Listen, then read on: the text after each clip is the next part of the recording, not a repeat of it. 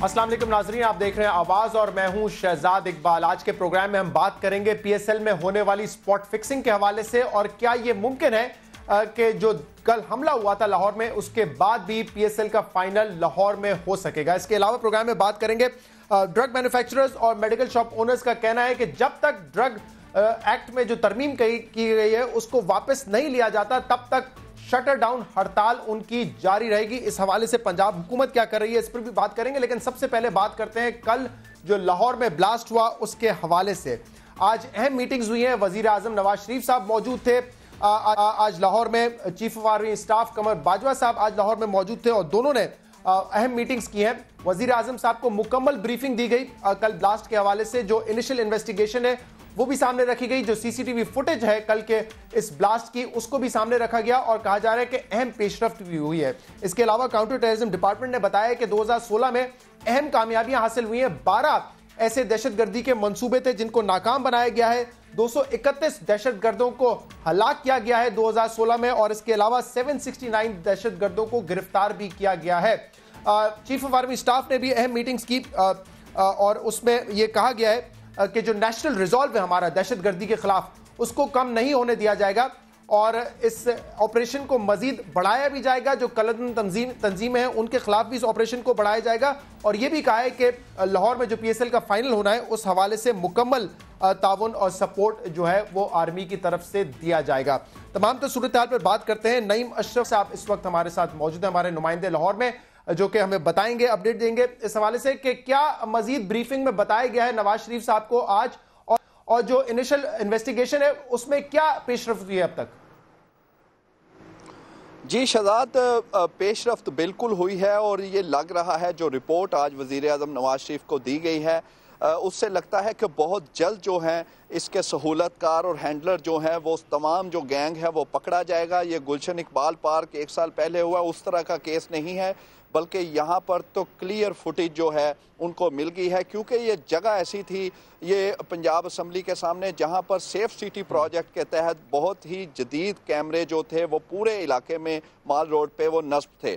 जो report CTD के additional IG राय ताहिर ने पेश की है उसमें उन्होंने साथ वज़ीर आज़म को वो फुटेज भी दिखाई कि पीछे रीगल चौक से एक हैंडलर जो है वो उस दहशतगर्द को साथ लेकर आ रहा था और जब वो करीब पहुंचा तो फिर हैंडलर पीछे रहा और वो आगे जाकर उसने कैप्टन मुबीन और एसएसपी जाहिद गोंदल अपने दूसरे अहलकारों के साथ खड़े थे, मुजाहिरीन के साथ जो उनके मुज़ाकरात कामयाब होने जा रहे थे, वहां जाकर उसने उन्हें हिट किया। इस रिपोर्ट में ये भी बताया है कि जो टारगेट था हमलावर का वो कैप्टन मुबीन या एसएसपी नहीं थे, क्योंकि कैप्टन मुबीन वहां अचानक आए थे, कोई उनका प्लान नहीं था, क्योंकि वो तो ट्रैफिक के हेड थे, सीटीओ थे, डीआईजी ट्रैफिक हैं, वो सिर्फ आए थे वहां क्लियर करने के रास्ता बने, क्योंकि कुछ ही देर बाद वजीर आला पंजाब शहबाज शरीफ ने उससे चंद कदम शहजाद वहां पर शहबाज शरीफ ने आना था ऐवान वजीर आला में, जहां पर डिप्टी चेयरमैन जो मेयर्स हैं, डिप्टी मेयर्स, चेयरमैन जिला कौंसल, वो पूरे पंजाब से वहां बुलाए हुए थे। वो उधर उनसे आके उन्होंने मिलना था, खिताब करना था और ये वो मीटिंग थी जो पहले से तय थी, पूरे पंजाब से आना था, सब लोगों को इसका पता था। क्या इस मीटिंग को टारगेट करना था, इस मीटिंग को टारगेट करना हदफ था सुसाइड बॉम्बर का? ये आज जो मीटिंग हुई है उसमें पुलिस अफसरान जो हैं वो 3 से 4 वुज़रा ने ये कंफर्म किया है जो उस मीटिंग में बैठे थे कि चंद पुलिस अफसरान ने ये कहा है कि उसका टारगेट जो था वो कॉन्वॉय जो था वजीर आला का, क्योंकि अंदर तो वो नहीं जा सकता था, शायद वजीर आला तक भी ना पहुंचता, लेकिन उनका जो सिक्योरिटी थी वो वहां तक उसका टारगेट हो सकता था, क्योंकि वो प्लान था कैप्टन मुबीन का और इतने पुलिस अहलकारों का उधर मुजाहिरीन में इकट्ठे होना, ये कोई प्लान नहीं था। मुजाहिरीन तो उसके टारगेट नहीं थे, टारगेट थे जहां उसे ज्यादा पुलिस वाले मिलने थे और वो करीब ही थे। काफी नफरी वहां मौजूद थी और हमजा शहबाज जो है वो अंदर मौजूद थे। ये आज उन्होंने खुद भी बताया है कि वो पहले ही उधर नहीं साहब ये बताएगा वजीर आला है। जी शहजाद, ये मुमकिन था कि उनका कॉन्वॉय भी हदफ हो सकता था, लेकिन हतमी तौर पर यह नहीं कहा जा सकता। ये बताइएगा कि जो काउंटर टेररिज्म डिपार्टमेंट की अपनी कारकर्दगी उस हवाले से भी बताया गया कि 2016 में बड़ी बड़ी कामयाबियां हासिल हुई हैं, तो उससे क्या वजीर आजम साहब मुतमईन नजर आए? जी बिल्कुल शहजाद, वो मुतमईन थे क्योंकि इसमें वाकई हम रिपोर्ट भी करते रहे हैं कि बड़े बड़े जो डेड ब्लैक टेररिस्ट एक टर्म यूज़ होती है कि जिनके बारे में कोई शक नहीं है, बिल्कुल क्लियर हैं, वो ऐसे 231 दहशतगर्द जो हैं और उनके सहूलतकार वो 2016 में मारे गए हैं। और उनमें बड़े बड़े नाम भी हैं जिनको इकट्ठे जो है, अगर जनूबी पंजाब की बात की जाए तो 13 लोग इकट्ठे भी जो है वो मारे गए थे सीटीडी के साथ मुकाबले में। और वो सारी कामयाबियां जो हैं वो आज वज़ीर आज़म को बताई और ये कहा है, ये दावा किया है सीटीडी ने कि 12 बड़े जो मंसूबे थे उन्होंने उनको नाकाम बनाया है 2016 में और 700 से ज़ायद गिरफ्तार भी किए हैं। इसके अलावा जो वहाँ पर एक और चीज़ अहम जो वज़ीर आज़म की तरफ से आई है, वो उन्होंने कैप्टन मोबीन और एसएसपी जाहिद गोंदल की फैमिली के लिए अहम जो है वो पैकेज का हिदायत की है वज़ीर आला पंजाब शहबाज शरीफ को। और उन्होंने ये अल्फाज थे उनके कि जैसे वो गाड़ियों में जिस घर में उनकी फैमिलीज पहले रह रही थी, पहले सफर करती थी, बिल्कुल उसी तरह उनको सारा कुछ देना है। इजाजिया उनके पूरी फैमिली को ये जारी रहे। और ठीक है, नईम एक आखिरी सवाल का जवाब दे देगा। एक आखिरी सवाल पे ये बता दीजिएगा कि जो सीसीटीवी फुटेज है उससे सहूलतकारों की निशानदेही हो गई है, क्या रिकग्निशन हो गई है उनके चेहरों की? जी बिल्कुल क्लियर है, ये सबसे अहम बात है कि वजीर आजम नवाज शरीफ को वो चेहरे दोनों दिखाए गए हैं और वो क्लियर चेहरा है। कम से कम जो हैंडलर जो है वो अब बच नहीं पाएगा। और ये सिर्फ रीगल से लेकर चेयरिंग क्रॉस तक की फुटेज है जो प्राइम मिनिस्टर को और सबको वहां दिखाई है। ठीक है जी, बहुत बहुत शुक्रिया नईम अशरफ भट्ट साहब। हम इन्फॉर्म कर रहे थे कि आज जो ब्रीफिंग दी गई वजीर आजम साहब को, उसकी तफसीलात क्या थी। शायद वजीर आजम साहब खुश हो काउंटर टेररिज्म डिपार्टमेंट की परफॉर्मेंस से, लेकिन इमरान खान साहब खुश नहीं, और इसीलिए उन्होंने कहा कि जैसे रेंजर्स ऑपरेशन कर रही है कराची में, वैसे ही रेंजर्स को इख्तियारात देने चाहिए पंजाब में ऑपरेशन करने के लिए। और उन्होंने यह भी कहा है कि नेशनल एक्शन प्लान पर अगर अमल दरामद होता तो जितनी दहशतगर्दी इस वक्त हो रही है वो भी ना होती, और पुलिस को जो है सियासी बनाया गया है उसको डीपोलिटिसाइज करने की जरूरत है। आज भी लाहौर में एसएचओ हमजा शहबाज की मर्जी से लगते हैं। ऑपरेशन रेंजर्स का हो सकता है कराची में, तो पंजाब में क्यों नहीं हो सकता? किससे बचा रहे हैं ये? मैं अभी भी कहूँगा कि नेशनल एक्शन प्लान के ऊपर सारी पाकिस्तान की पॉलिटिकल पार्टीज ने दस्तखत की हुई है। हम सब की कंसेंसस था उस प्लान को फौरी तौर पे इम्प्लीमेंट करें। मसला ये है कि इनकी बदनीयती है, ये पुलिस को ठीक ही नहीं होने देते, इसलिए कि इन्होंने इंतकामी कार्रवाई करनी होती है पुलिस के जरिए। सारी अपॉइंटमेंट्स करते हैं वहाँ रायवंड में बैठ के, हमजा वो एसएचओज अपॉइंट करता है। जब आप इस तरह की पुलिस को पोलिटिसाइज करेंगे, कराची में, सिंध में भी आप हाल देख लें पुलिस का, या पंजाब में भी देख लें।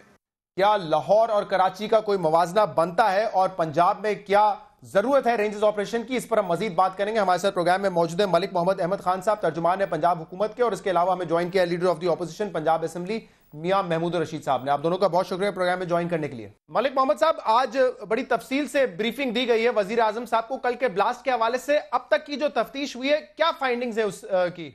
अच्छा, देखिए सस्पेक्ट आइडेंटिफिकेशन के हवाले से काफ़ी क्राइम सीन से भी कुछ उसकी डिटेल्स एविडेंस मिली है, फोरेंसिक डिटेल मिली है, और जो उसके विजुअल मिले हैं उनकी बुनियाद पर भी डिटरमिन करना आसान हो रहा है।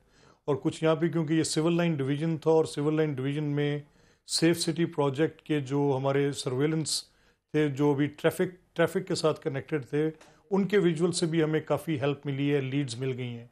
सो ये अभी इनको जो लोग जिम्मेदारान थे उनकी आइडेंटिफिकेशन हो गई है जी। सहूलतकार जो थे, जो कि फुटेज में दिखाया गया है सेफ सिटी प्रोजेक्ट के जरिए, क्या उनको अरेस्ट किया गया है या सिर्फ निशानदेही हुई है उनकी अब तक? नहीं, उनको ट्रैक डाउन कर लिया गया है जी। दे आर एप्रीहेंडेड और उनके जो भी उनके नेटवर्क हैं उन तक भी पहुंचा जा रहा है। सही। ये बताइएगा कि कुछ देर पहले इमरान खान साहब भी मौजूद थे लाहौर में, उन्होंने कहा है कि पंजाब में जरूरत है रेंजर्स ऑपरेशन की। जिस तरीके से रेंजर्स ऑपरेशन जो है वो किया गया है कराची में, पहले भी वही डिमांड कर चुके हैं। एक तो इसका जवाब दे दीजिएगा। दूसरा, वो ये भी कहते हैं कि पुलिस को डीपोलिटिसाइज करना पड़ेगा। आज भी लाहौर में एसएचओज जो है वो हमजा शहबाज की मर्जी से लगाए जाते हैं। अच्छा, ये दोनों बातें, इन पे ये उनका अपना हक है, वो जैसे कहना चाहें वो कह सकते हैं, वो उनका एक अपना स्टांस है। लेकिन कराची की और लाहौर की जो क्राइम ट्रेंड की सिमिलैरिटी है, ये आप खुद कराची के रहने वाले हैं और आप मुझे बता सकते हैं कि लाहौर में अदर देन दिस कि ये जो एक पॉलिटिकल नैरेटिव क्रिएट किया जा सकता है, इसके अलावा कोई कराची की और लाहौर के क्राइम ट्रेंड की सिमिलैरिटी नहीं है। अब कराची के जो जराइम थे उनकी नोयत मुख्तलिफ थी, और कराची के जो मुहरकात थे और जो फैक्टर्स कंट्रीब्यूट कर रहे थे क्राइम में, उसके अंदर पॉलिटिकल टाइम एंड अगेन इसमें हमारी सिक्योरिटी एजेंसीज ने अपने नैरेटिव दिए। ISPR is on record. लेकिन मलिक साहब ये बताइएगा, वजह थी कि आप ठीक कह रहे हैं कराची के हालात बिल्कुल मुख्तलिफ थे, लेकिन अगर CTD ने अच्छा काम किया भी है पंजाब में, अगर एक्स्ट्रा फोर्स के तौर पे रेंजर्स को इख्तियारात के साथ इस्तेमाल कर लिया जाए तो इसमें हर्ज क्या है? और बेहतर ही होगा ना लाहौर का लॉ एंड ऑर्डर। अच्छा, इसमें मैं समझता हूं कि जिन्होंने ये स्टेटमेंट आज दी है उनकी naivety and not knowing of the facts हो सकती है। ये अभी तक 653 कॉम्बिंग ऑपरेशंस जो हुए हैं, उनके अंदर सारी सिक्योरिटी एजेंसीज की ये ज्वाइंट कॉम्बिंग ऑपरेशंस थी, जिसमें तमाम वो लोग जो ऑन बोर्ड थे जिनका आप जिक्र कर रहे हैं, रेंजर्स भी मौजूद थी, बाकी एजेंसीज भी मौजूद थी, और हमें जहां जरूरत पड़ती है वहां पर वो होते हैं। इंटेलिजेंस शेयरिंग जो है वो सारी उन सिक्योरिटी एजेंसीज के साथ होती है और ये मिलकर काम हो रहा है। इसका जरा मुख्तसर जवाब महमूद रशीद साहब से भी ले लेता हूं। महमूद रशीद साहब, आपने हमें ज्वाइन किया है, लीडर ऑफ द ऑपोजिशन है पंजाब असेंबली में। इमरान खान साहब पहले भी कह चुके हैं, आज फिर कह रहे हैं रेंजर्स की जरूरत है, कराची से कंपेयर करें, जबकि कराची के हालात बड़े मुख्तलिफ थे। और जैसे कि अभी मलिक साहब फरमा रहे हैं कि जो कॉम्बिंग ऑपरेशन हुए उसमें रेंजर्स और दूसरे इदारे भी साथ मिलकर काम कर रहे थे, पुलिस और काउंटर टेररिज्म डिपार्टमेंट के।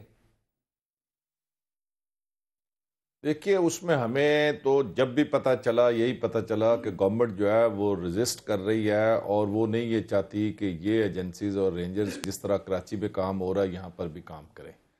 आज से चंद माह पहले छोटू डकैत गैंग जो है जनूबी पंजाब के अंदर, ये कहा गया बार बार कि नहीं हम ये कर लेंगे, लेकिन बिल आखिर या वहाँ पर फौज को बराह रास्त आना पड़ा, रेंजर्स को आना पड़ा। उसके बाद कई लोग वहाँ पर जान से मारे गए और उसके बाद वो ऑपरेशन कामयाब हुआ।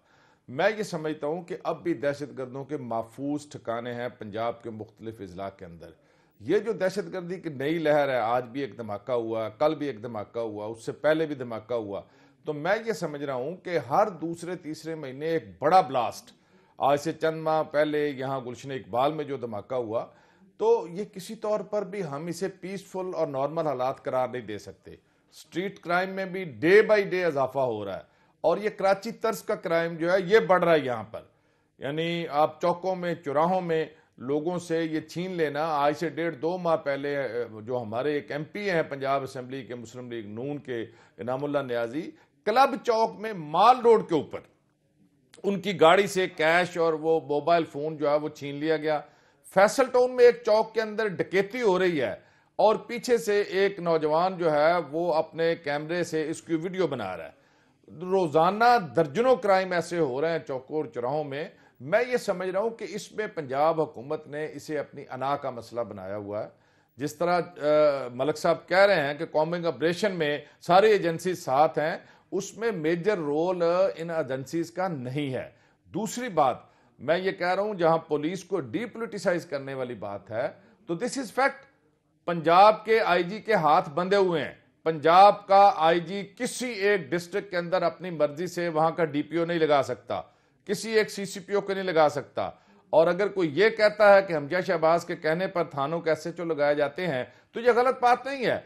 लाहौर शहर के अंदर मेरा चैलेंज है मलिक साहब से, कोई एक थाना बता दे जहां 6 माह से ज्यादा अरसा कोई एक SHO वहां पर स्टे किया हो किसी ने। जब आप एक स्टल काक की तरह पुलिस अफसरान को घुमाएंगे और उसकी जो टेन्योर है पोस्टिंग का वो भी पूरा नहीं होने देंगे और आए दिन यहां बैठकर कोई ना कोई नया फैसला करेंगे, तो यही होगा जो हो रहा है। जब आप पुलिस को फ्री हैंड दें और डीपोलिटिसाइज जब हम कहते हैं, तो उसका यही मतलब है कि पुलिस को इंडिपेंडेंटली अपने फैसले करने दें। अगर चीफ मिनिस्टर एक जिले का SP लगाने के लिए, DPO लगाने के लिए वो खुद इंटरव्यू करेगा कैंडिडेट्स का, कहां लिखा है कि ये चीफ मिनिस्टर का प्रोरोगेटिव और उसका इख्तियार है कि वो जिलों के DPO खुद लगाए और वो CCPO खुद लगाए? ये IG का इख्तियार है। कॉन्स्टिट्यूशन ने IG को इख्तियार दिया है। जब IG को आप फ्री हैंड दें, IG अगर वहां मिट्टी का बाबा बन के बैठा है और एक deputy secretary chief minister office में बैठ के वो रिमोट के जरिए से सारे मामलात को चला रहा है, या चीफ मिनिस्टर डायरेक्ट हर चीज के ऊपर वो कंट्रोल और ग्रिप किए हुए हैं और इसको डिसेंट्रलाइज नहीं करते, पावर्स को आईजी को खुला इख्तियार नहीं देते, तो हालात दिन ब दिन खराब होते चले जाएंगे। बहुत बहुत शुक्रिया इस प्रोग्राम के हिस्से में हमें ज्वाइन करने के लिए।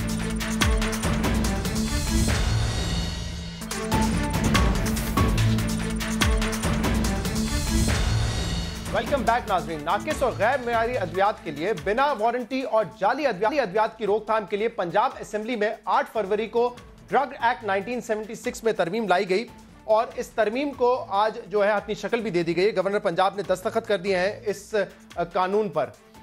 जो ड्रग मैन्युफैक्चरर्स हैं और मेडिकल शॉप ओनर्स हैं वो इन तरामीम से खुश नहीं है और इसीलिए एहतजाज कर रहे हैं। कल हमने देखा कि तमाम पंजाब में जो मेडिकल शॉप ओनर्स हैं उन्होंने अपनी दुकानों को बंद रखा, मरीजों को दवा नहीं मिल रही थी, जो भी पर्ची लेकर आता था वो खाली हाथ ही वापस जाता था और ये एहतजाज आज भी जारी है। और आज भी जो है ड्रग मैन्युफैक्चरर्स की तरफ से और केमिस्ट की तरफ से ये कहा गया है कि जब तक इस ड्रग एक्ट को वापस नहीं लिया जाएगा शटर डाउन हड़ताल उनकी तरफ से जारी रहेगी। इस पर बात करने के लिए हमारे साथ मौजूद है डॉक्टर एम ताहिर आलम साहब जो कि चेयरमैन है Pakistan pharmaceutical manufacturers association north के। बहुत बहुत शुक्रिया ताहिर आलम साहब, प्रोग्राम में आपने हमें ज्वाइन किया। इसके अलावा हमें ज्वाइन करें पंजाब हुकूमत के तर्जुमान मलिक मोहम्मद अहमद खान साहब। मलिक साहब आपका भी बहुत बहुत शुक्रिया।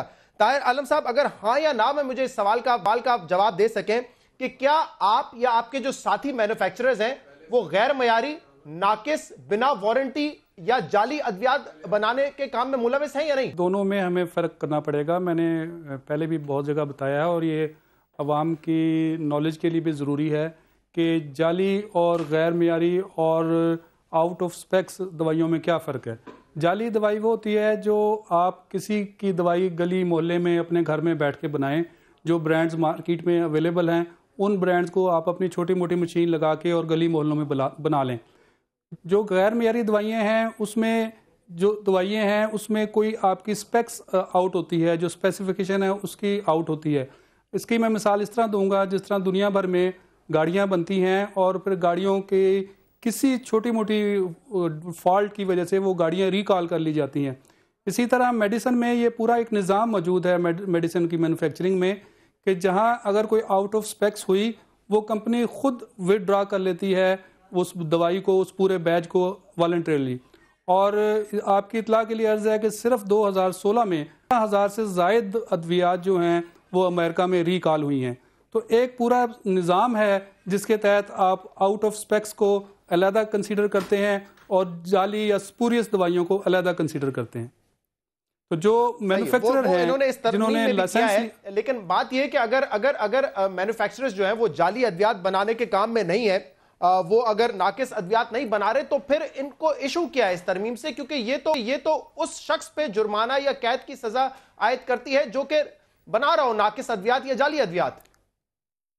नहीं, हमारा इशू देखें, हम तो हमेशा गवर्नमेंट को हमने सपोर्ट किया है। हम अब भी कह रहे हैं और अभी भी मैं बहसीयत चेयरमैन कह रहा हूं कि जो गवर्नमेंट की ये कोशिश है कि जाली और ये जो दवाइयां बन रही हैं इनके खिलाफ जो इनकी मुहिम है, हम उनमें इनके बिल्कुल साथ हैं। जो जाली अद्वियात बनाते हैं उनको आप सरेआम फांसी भी दें, हमें कोई एतराज़ नहीं है।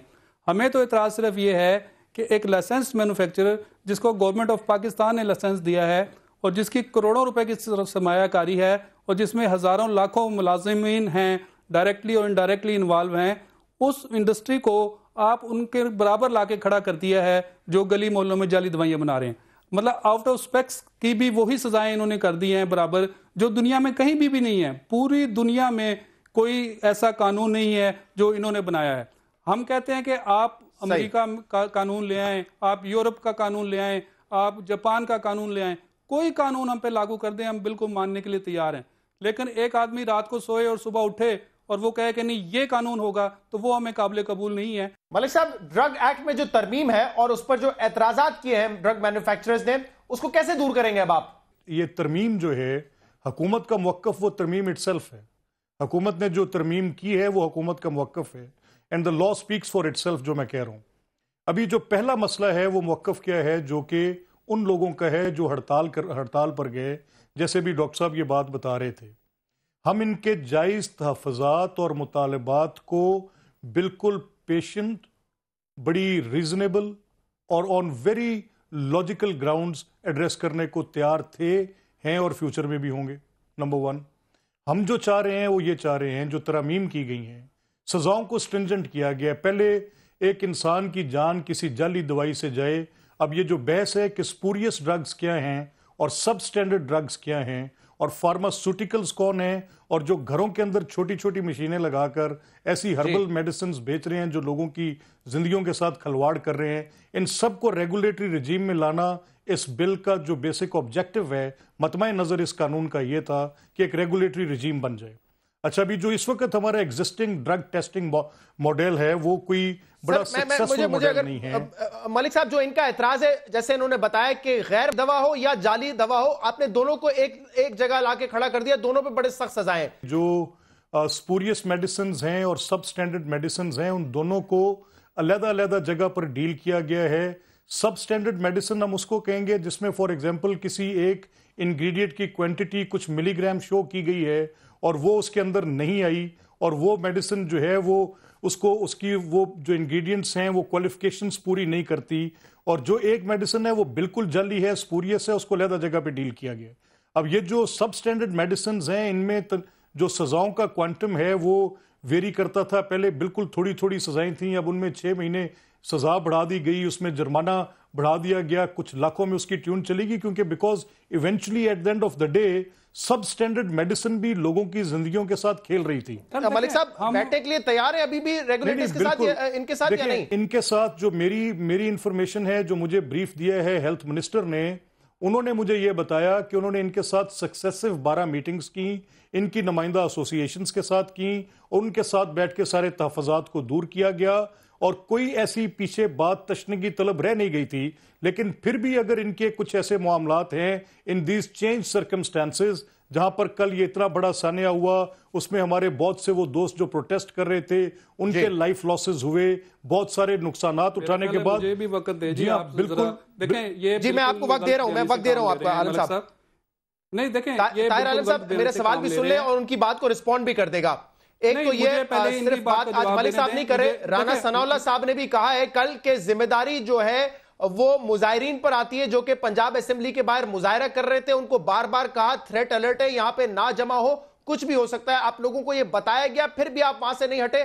धमाका हुआ जिसमें लोगों की जान गई, जिसमें पुलिस अफसरों की जान गई, उसकी जिम्मेदारी पर आती है। हमारी मीटिंग्स हुई, बिल्कुल मीटिंग्स हुई, और वो पूरा डॉक्यूमेंट हमारे पास है, और उस मीटिंग के नतीजे में जिस चीज पे हमारा एग्रीमेंट हुआ, और सिर्फ एक वाहिद पॉइंट ऐसा रह गया था जिस पे हमारा एग्रीमेंट नहीं था, लेकिन जब ये कानून आया तो ये ऑल टुगेदर 100% 180 डिग्री पर ये बिल्कुल उसके खिलाफ था जो हमारे साथ इन्होंने चीजें तय की थी। तो ये कह देना कि जी इनसे मीटिंग्स हुई, बिल्कुल सच्चे हैं, ये मीटिंग्स हुई, लेकिन बात आलम साहब थोड़ा सा आगे बढ़ते हैं, इस बात को आगे बढ़ा ले। मैंने जो सवाल किया उसका जवाब भी दे दें कि पंजाब हुकूमत जिम्मेदारी आप पर डाल रही है। वो कह रहे हैं कि मुजाहिरीन वहां पे जमा थे, उनको मना किया था, थ्रेट अलर्ट है, ना जमा हो, आपने जिद की और आपने एहतजाज किया, इतना बड़ा सानिया हुआ जिसकी वजह से फिर ये जानी नुकसान हुआ है।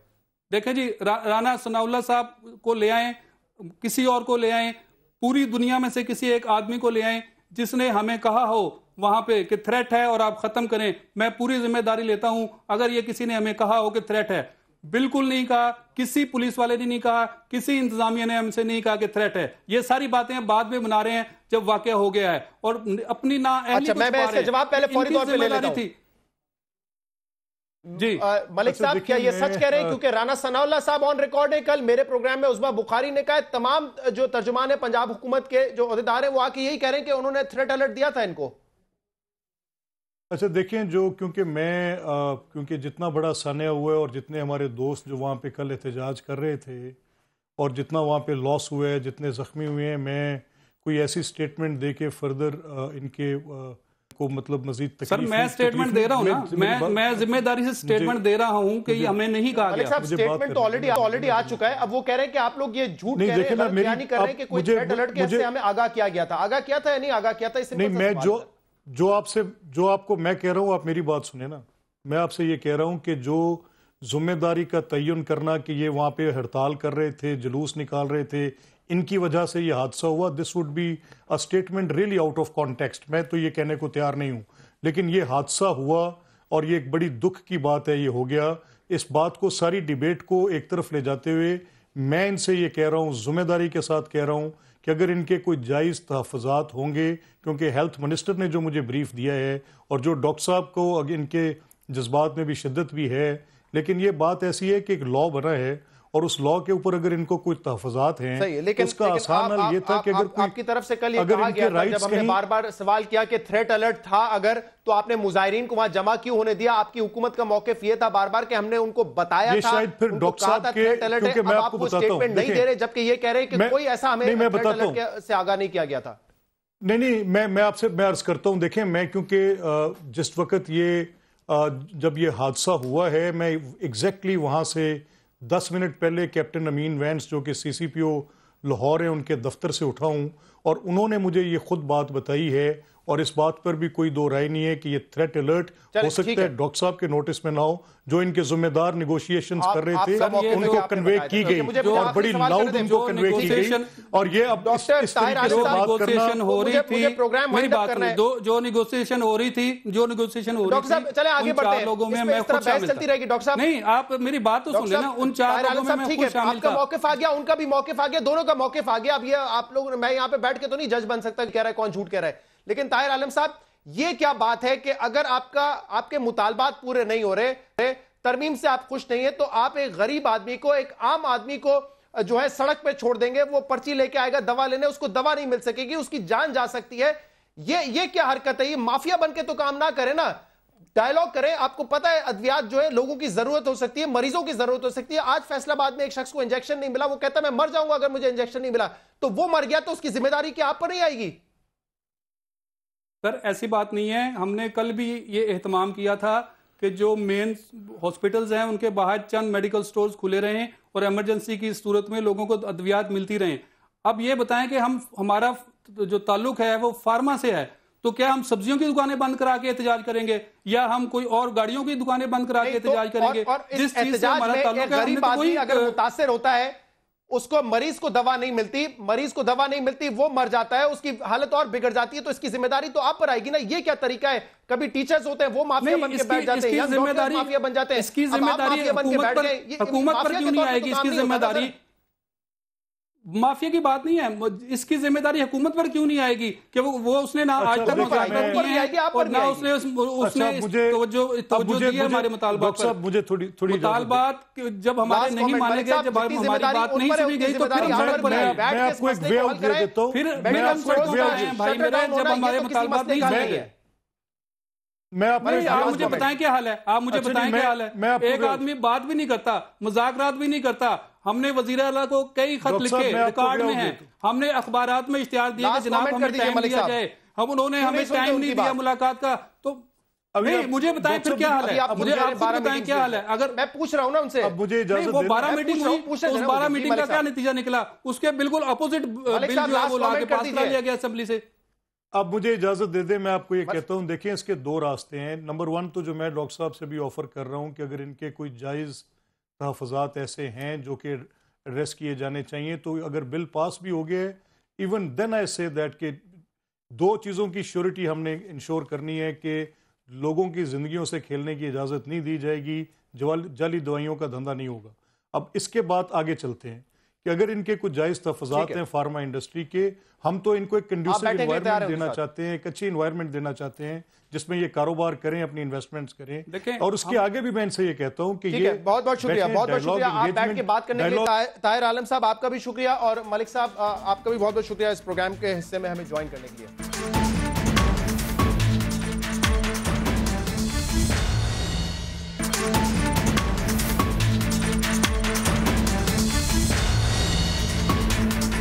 वेलकम बैक नाज़रीन। प्रोग्राम में अब हम बात करेंगे PSL में होने वाली स्पॉट फिक्सिंग के हवाले से, जहां प्लेयर्स नासिर जमशेद, खालिद लतीफ और शजील खान ने न सिर्फ अपना नाम खराब किया, अपना करियर दांव पे लगाया, बल्कि पाकिस्तान क्रिकेट का नाम भी खराब किया और PSL को भी डैमेज किया। इस हवाले से आज मजीद अपडेट यह भी है कि नासिर जमशेद और जो मुबैना बुकी है यूसुफ, उनको बरतानिया में गिरफ्तार भी किया गया और बाद में उनको जमानत पर छोड़ा भी गया है, लेकिन उनके खिलाफ इंक्वायरी जो है वो जारी रहेगी। PCB ये क्लियरली बता चुका है कि नासिर जमशेद को भी तमाम फॉर्मेट से सस्पेंड कर दिया है, जैसे खालिद लतीफ और शजील खान को किया गया था। अलबत्ता इरफान के खिलाफ इस वक्त, मोहम्मद इरफान के खिलाफ इस वक्त इंक्वायरी जारी है और जुल्फिकार बाबर और शाजेब हसन से भी सवालात जरूर किए हैं पीसीबी के एंटी करप्शन यूनिट ने। सवाल यह पैदा होता है कि लेक्चर्स दिए जाते हैं इन लड़कों को, लेकिन उसके बावजूद ऐसा लगता है कि स्पॉट फिक्सिंग से इनको दूर रखना इस वक्त पीसीबी के लिए मुमकिन नहीं हो रहा है। इसके लिए मजीद क्या करने की जरूरत है और क्या इन खिलाड़ियों को जिनके नाम इसमें आए हैं उनको इबरतनाक सजा मिलेगी या नहीं मिलेगी, इस पर बात करने के लिए हमें दिया है फॉर्मर टेस्ट कैप्टन और लेजेंड बैट्समैन जावेद मियादाद साहब ने। बहुत बहुत शुक्रिया जावेद साहब प्रोग्राम में हमें ज्वाइन करने के लिए। इसके अलावा हमें ज्वाइन कर रहे हैं former test captain Aamir Sohail साहब। आपका भी बहुत बहुत शुक्रिया आमिर सोहेल साहब, आपने प्रोग्राम में हमें ज्वाइन किया। आमिर सोहेल साहब, वजह क्या है? लेक्चर मिलते हैं, इनफैक्ट कल शरियार खान साहब ने बताया कि जिस दिन इन लोगों ने शर्जील खान और खालिद लतीफ ने बुकीज से जाके मुलाकात की, उसी दिन एंटी करप्शन यूनिट ने लेक्चर दिया था इनको कि आपने इन तरह के माफिया से दूर रहना है और अगर आपको अप्रोच किया जाए तो आपने आके फौरन पीसीबी के एंटी करप्शन यूनिट को इन्फॉर्म करना है। इन सब के बावजूद इन लड़कों को हम क्यों रोकने में नाकाम हुए हैं स्पॉट फिक्सिंग से? देखिए, अगर लेक्चर से काम हो रहा होता तो ये इतने ज़्यादा ट्यूशन सेंटर खुले हुए हैं पूरे पाकिस्तान में, ये क्यों खुले हुए हैं?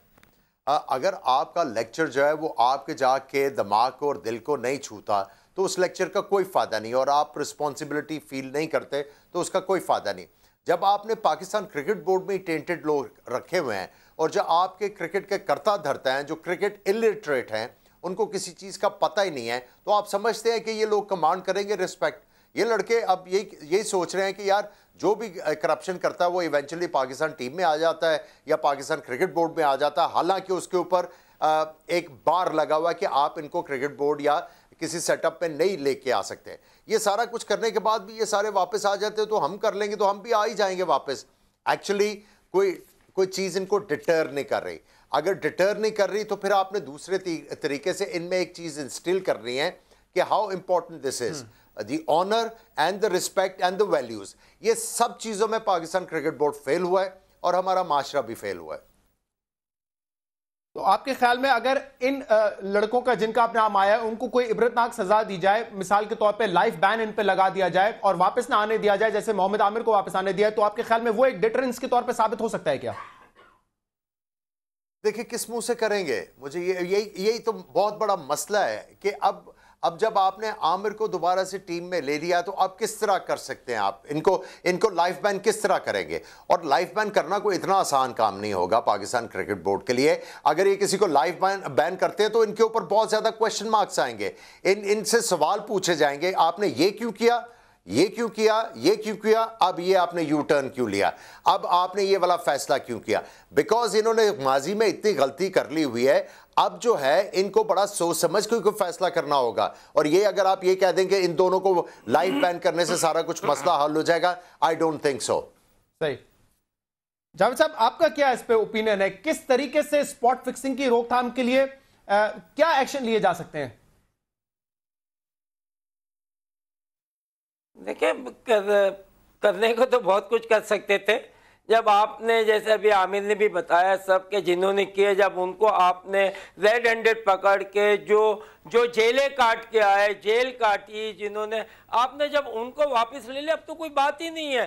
अब तो इनसे क्वेश्चन करना चाहिए कि भाई अब मुझे बताओ अब क्या करोगे आप। अब पास में अगर आज आप किसी को लाइफ बैन करते हो, कुछ वही आदमी आ जाता कहता है कि भाई आपने तो पहले ये किया था, आप मुझे भी माफ करो, तो प्रेसिडेंट तो इन्हें सेट कर दिया। इसीलिए जब ये चीज हुई थी उस वक्त मैं इतना फोर्सफुली कह रहा था, हर दफा मैंने कहा कि नहीं, आमिर को भी नहीं खिलाएं, किसी को नहीं, जो सजा याफ्ता है उनको। हमने पास में भी देखिए, ये हमारी अपनी गलतियां, हमने वो सारी चीजें की हुई है। या हमारे लोग जो है, क्योंकि जब जो क्रिकेट को नहीं जानते, जब वो लोग आएंगे वो अपना मुफाद देखते हैं, उन्होंने अपना देखना है, उन्होंने क्रिकेट को नहीं देखना, उन्होंने ये देखना कि मेरे साथ कौन है, मुझे वहाँ से वोट मिलेगा, ये मिलेगा। तो नॉन टेक्निकल लोग जो है जब आके क्रिकेट को चलाएंगे तो मैं समझता हूँ ये तो कुछ भी नहीं हो सकते, और भी कहीं अल्लाह ना करे, अल्लाह ना करे, बड़े बड़े ब्लंडर हों। सही। लेकिन जावेद साहब, उसमें मैं आता हूं, मैं एक क्लिप भी आपको दिखाना चाहूंगा जो नजम सेठी साहब ने कल अपने प्रोग्राम में बात की है। लेकिन उससे पहले मुझे ये बताएं कि पैसा अभी भी इशू है, क्योंकि शायद पहले तो जब आप लोग खेलते थे उतना पैसा नहीं था जितना गेम में आज पैसा है। पीसीबी की तरफ से मिलता है, स्पॉन्सर्स की तरफ से है, क्रिकेट लीग्स शुरू हो गई है, तो क्या ये पैसा अभी भी एक इशू है क्रिकेटर्स के लिए? क्योंकि जो कहा जा रहा है, जो रिकॉर्ड करवाया शर्जील खान ने अपना बयान, उसमें उसने बताया कि 2 डॉट बॉल्स खेलने के लिए 20 लाख रुपए की ऑफर उसको की गई थी। क्योंकि अभी पूरी दुनिया में खेला जाता है ना, 2 डॉट बॉल 20 लाख रुपए, यानी कि डोंट मीन पाकिस्तान या आप नहीं, आप इंडिया को ले लें, दुनिया में हर जगह, साउथ अफ्रीका हर जगह बैटिंग होती है। तो डॉट बॉल ये तो मैं समझता हूँ कि 20 लाख जो है ये तो सस्ता है। अगर कोई टॉप प्लेयर होता और अच्छा होता, आप अंदाज़ा लगा लेंगे इसकी मतलब रेट क्या होता।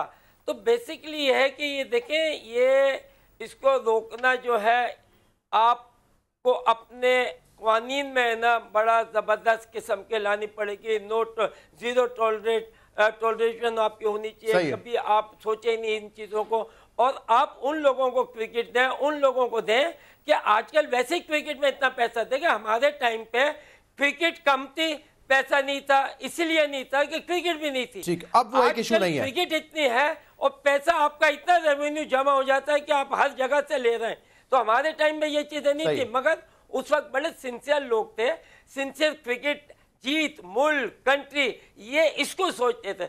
आपके इस वक्त पीसीबी में और देखिए झूठ यहाँ पाकिस्तान में इतना चल रहा है। आज जो कहते हैं कल वो इन्हें खाना भी पड़ता है, दे आर नॉट बॉदर। हमारे यहाँ इतनी जल्दी पूछने वाले उसको, ये मतलब एक चीज को भूल जाते हैं। आपने बड़ी अहम बात की है कि जीरो टॉलरेंस होनी चाहिए, और इस वक्त जो पीएसएल के चेयरमैन है नजम सेठी साहब, वो भी ये कह रहे हैं कि अब जीरो टॉलरेंस होगी, कोई कॉम्प्रोमाइज नहीं होगा। और इसीलिए उन्होंने कहा कि हमने फौरी तौर पे जैसे हमारे सामने एविडेंस आया, हमने ये फैसला किया कि इन प्लेयर्स को सस्पेंड करना। जरा सुन लीजिए अपने प्रोग्राम में कल उन्होंने क्या कहा है। आपका क्या ख्याल है कि हम इतनी बड़ी टूर्नामेंट को इस तरीके से धक्का लगने देंगे कि हम सोचे समझे बगैर ये फैसला करते हैं? सारी एविडेंस हमारे पास थी। ये कोई आज की बात नहीं है कि रातों रात हमें किसी ने बता दिया और हमने ये फैसला कर लिया, ऐसी बात नहीं थी। हमारे पास इंफॉर्मेशन थी इससे कबल। कुछ बातें हैं जो आज मैं नहीं कर सकता, जो कि 3-4 दिन के बाद जब हम चार्जशीट लगाएंगे, जो कि तैयार हो रही है, और 2-3 दिन के अंदर अंदर वो इन प्लेयर्स को एग्जैक्ट चार्जशीट लग जाएगी इनके ऊपर। जावेद साहब और आमिर साहब, आप दोनों से ये सवाल, क्योंकि आप लोग कह रहे हैं कि जीरो टॉलरेंस होनी चाहिए, शायद माजी में गलतियां की हो, लेकिन अब इससे लगता है कि बोर्ड की पॉलिसी है ऑफ जीरो टॉलरेंस, इसीलिए एविडेंस मिलने पर ही उन्होंने ये इकदाम लिया है। जी जावेद साहब। पहले देखिए, एक तो ये बहुत गलत बात कर रहे हैं, ये झूठ बोल रहे हैं कि हमें पहले से पता था। पहले जावेद साहब से जवाब ले लूं, आमिर साहब, फिर आपकी तरफ आता हूं मैं। जी जावेद साहब। जी, पहली बात तो ये है कि सेठी साहब को मैं ये बताता हूँ, भाईजान ये वो नहीं है, ये 1 घंटे का जो शो होता है उसके अंदर आप बोल के दूसरे दिन मुकदमे जाओ, ये जाओ। जब आपको सारी चीज बदी थी तो इसका मतलब जिम्मेदार नंबर 1 तुम हो। सबसे पहले तो आप इनको उठा लें। एग्जैक्टली यू ना, ये सबसे पहले जेल में जाते हैं कि जो आदमी रूल कर रहा है उसको ये चीज पता है, ही इज अ मैन। आपने कैसे जाने दिया? आज मुल्क का नाम तो खराब हो गया। तो इसका मतलब आज का मुल्क का जो नाम और ये प्लेयरों का नाम के थ्रू हुआ है, इसका जो इल्जाम जो है सबसे ज्यादा जो है सेठी के ऊपर जाता है। क्योंकि आपको पता होने, आप अपनी पोजीशन देखें, आप कौन है, आपकी पोजीशन जो है लेकिन प्राइम मिनिस्टर ऑफ पाकिस्तान। अगर कोई एक्शन नहीं लेता पीसीबी, तो शायद फिर हम पीसीबी को या नजम सेठी साहब को ब्लेम कर सकते थे, लेकिन यहाँ तो एक्शन लिया गया है। क्यों आमिर शोएब साहब? नहीं शहजाद भाई, नहीं शहजाद भाई, एक आदमी एडमिट कर रहा है, अभी आपने कुछ नहीं किया है। जब वो कह रहा है मुझे पता है, आपने उस बंदे को खेलने कैसे दिया? आपने पहले एक्शन क्यों नहीं लिया? या हमारे टाइम में वो होता, हमें जब पता चलती थी हम शोर मचा देते थे ताकि वो चीज हो नहीं। अब होने के बाद सब बोल रहा मुझे पता था। आपको कैसे पता था? इसका मतलब सबसे बड़ा चार्ज तो जो बोर्ड का चेयरमैन है उसके ऊपर होता है। आमिर शोएब साहब, क्या बर वक्त एक्शन तो लिया है पीसीबी ने? फिर आप क्यों समझते हैं कि नजम सेठी साहब ने वो काम नहीं किया, पीसीबी ने वो काम नहीं किया जो करना चाहिए था? देखिए, जो इन्होंने कहा है कि हमें पहले से पता था, इन्होंने इसका मतलब है डिलिबरेटली पाकिस्तान की जागसाई करवाई है इस बंदे ने। क्या डिलिबरेट करवाया इसने? इसको अगर पहले से पता था, इसको पहले चुप करके इन लड़कों को पाकिस्तान में भिजवा के ये कहता तुम्हें तो मैं बाद में देखूंगा, पहले ये टूर्नामेंट हो लेने दो, अभी हम पाकिस्तान का नाम नहीं बदनाम करवाना चाहते। इसका मतलब है इसने डिलिबरेटली करवाया। और एक और मैं चीज कहूंगा, आप भी अपने प्रोग्राम में बार बार कहें कि इस बंदे का मुंह बंद करवाएं, क्योंकि जब भी ये कुछ ना कुछ बोलता है, इंटरनेशनल क्रिकेट आ रही है पाकिस्तान या पीएसएल का फाइनल आ रहा है, कुछ ना कुछ अनटूवर्ड्स पाकिस्तान में हो जाता है, लोग मर जाते हैं। और भाई चुप करके कर लो, 3 दिन पहले कह दो कि हाँ भाई प्लेयरों को कन्विंस करके उनकी फ्लाइट ले और पाकिस्तान में अपने सिक्योरिटी के इंतजाम कर लो, मैच करवा दो। ये वावेला मचाने, ये करना, is playing for the gallery, ये पाकिस्तान का मजाक उड़वा रहा है। इस बंदे का मुंह बंद करवाएं। सर मुख्तसर आमिर सोहेल साहब, मुख्तसर अभी क्या मुमकिन है पीएसएल का फाइनल लाहौर में होना विद फॉरेन प्लेयर्स? आज चीफ ऑफ आर्मी स्टाफ ने भी कहा हम भी मुकम्मल मदद देने के लिए तैयार हैं। आपके ख्याल में पॉसिबल है या नहीं है? देखिए, अब प्लेयरों को कन्विंस करना है, लेकिन आपने कल सुना है जैसे ही धमाका हुआ उसके थोड़ी देर बाद नजम सेठी ने कह दिया जी प्लेयर जो है वो मान नहीं रहे फौरन, अब मैं लोगों के ऊपर छोड़ता हूं इन फॉरेन प्लेयरों के बगैर ये फाइनल करवाना कि नहीं करवाना। ये इस बंदे की किसी बात का आप एतबार नहीं कर सकते।